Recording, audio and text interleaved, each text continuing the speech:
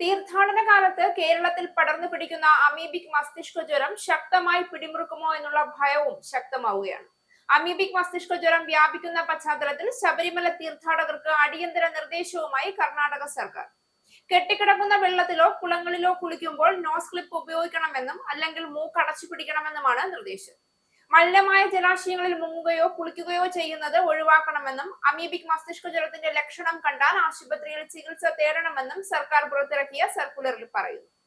കർണാടകത്തിൽ നിന്ന് അയ്യപ്പ ഭക്തരുമായി കേരളത്തിലേക്ക് വരുന്ന വാഹനങ്ങൾക്ക് നികുതിയിൽ ഇളവ് നൽകണമെന്ന് കർണാടക സ്റ്റേറ്റ് ട്രാവൽ ഓർഗനൈസ് അസോസിയേഷനും ആവശ്യപ്പെട്ടിട്ടുണ്ട്. മണ്ഡല മകരവിളക്ക് കാലയളവിൽ പ്രത്യേക നികുതി ഇളവ് നൽകണമെന്നാണ് ആവശ്യം.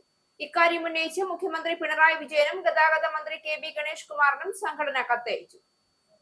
ദസറ കാലത്ത് കേരളത്തിൽ നിന്നുള്ള വാഹനങ്ങൾക്ക് മൈസൂരിൽ ഇളവ് നൽകിയതും കത്തിൽ സൂചിപ്പിച്ചിട്ടുണ്ട്. ദസറ കാലത്ത് മൈസൂരിലേക്ക് വരുന്ന കേരളത്തിൽ നിന്നും വരുന്ന ടാക്സി വാഹനങ്ങൾക്ക് ഇളവ് നൽകിയതിനു സമാനമായ മാതൃക കേരളവും നടപ്പാക്കണമെന്നതാണ് ആവശ്യം.